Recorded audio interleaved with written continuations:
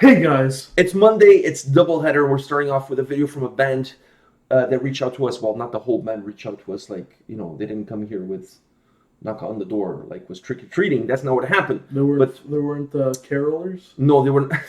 Well, they now... open the door, please. Now, you know what? If there's a band out there that wants us to jump their video to the front of the line, do that. Show up at our door, knock on the door, and sing a carol for us. Yeah. Man, right away, you're at the front of the line immediately. Like, immediately. And then we'll record that and post it with the... Yeah, maybe we'll do a live stream of you singing a carol from the front of the door.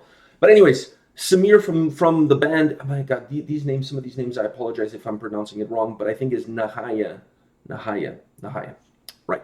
All right, I'm going with Nahaya. Okay. All right, so Samir from Nahaya, and also, by the way, he's also the bassist from Oceans of Slumber. For those out there that don't know, this is another project of his.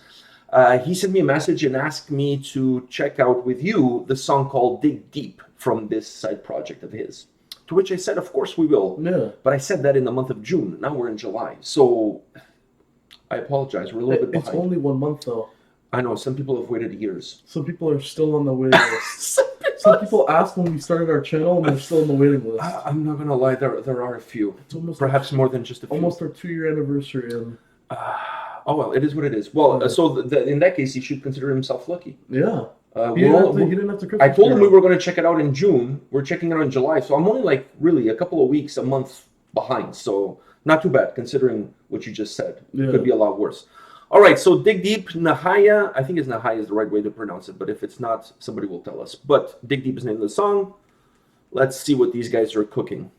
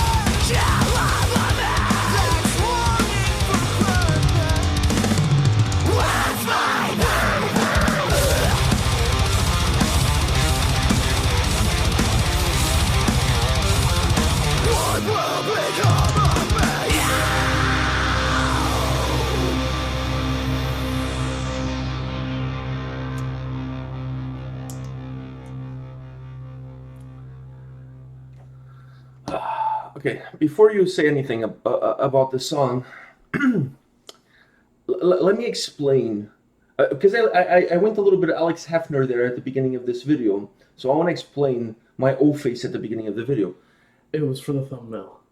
No, it was not for the thumbnail. Actually, I didn't even think about the thumbnail. That was the furthest thing from my mind at the time. Watch, the randomizer's gonna make that. It's gonna make that the thumbnail. So, anyways, when Samir reached out to me, he's a bass player for Oceans of Slumber. So, by the way, he also filled in for bass with Hinayana when they were playing. I believe was during the Glory Hammer tour with Other Realm. Their bass player couldn't be there for that show, so he filled in for them at that show. But anyways, so he's the bass player for Oceans of Slumber. Now, this is not... So when he reached out to me and he said, I have another project, I have this band that I play with. This is the name of the band. The name of the song is Dig Deep. We have an EP. Would you guys check out one of the songs? So I said, okay. Because he's like, I can send you the EP. And I said, don't spend your money. Just give us a link of something you have on YouTube. And that's good enough, and we'll check it out. But we never and this is something that perhaps people don't know. When bands reach out to me, either bands or PR companies or music labels, whatever, I never listen to the song before we check out the video. Actually, we never listen to any song before we check out the video. We always check out the video and listen to the song for the first time together, and that's how we record it. So when bands, we don't even go on Metal Encyclopedia TV. I didn't go on Metal Encyclopedia for this one. So.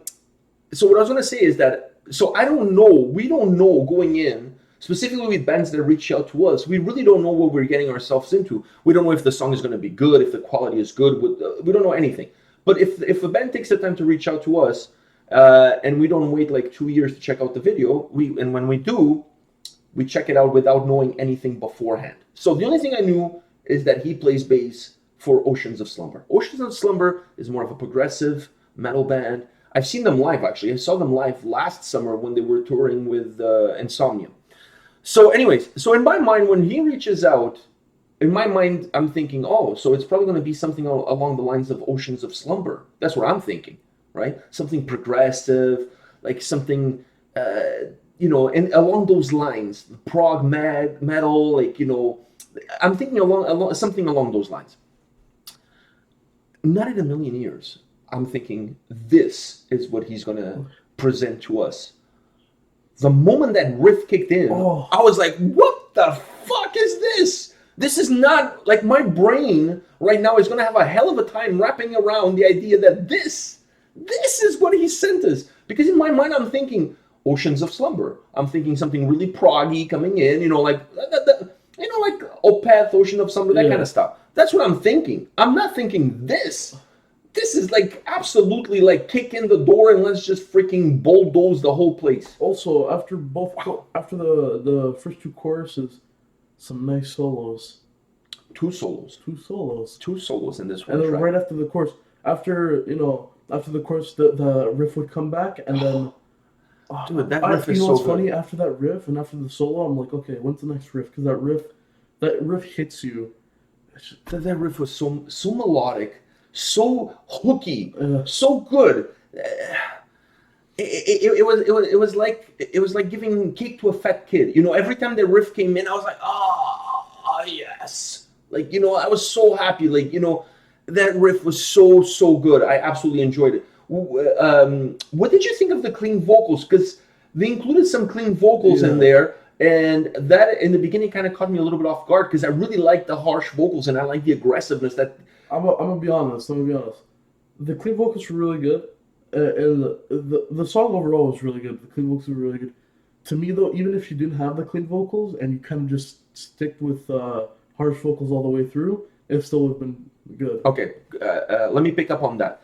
Because did you notice the clean vocals came in when the song kind of took a little bit of a dip as far as the aggression is concerned? The song became more mellow. Yeah, and then when the harsh vocals came back, the song picked up the tempo again, became more aggressive. I don't mind the way it's put together. I don't mind that it has those dips and the clean vocals come into that point of the song where the song is more melodic, less aggressive, and then it picks up again because it almost makes the rest of the song feel more aggressive because of the dip. Having said that, if you take away that's those slower moments and the clean vocals, and you keep the same momentum that you have at the beginning all the way through, it still works. The track is absolutely incredible. Either way is absolutely incredible. But the moment the song starts and you get this blast coming at you with that riff, that aggression, everything, the vocals, everything, I'm like, holy crap, what are we in for? Because this is not in a million years what I was expecting in a good way. Like, I'm not saying that if it was different would have been bad, but I'm saying this blew me away. How good it was, it blew me away. This was really good track. Really well constructed.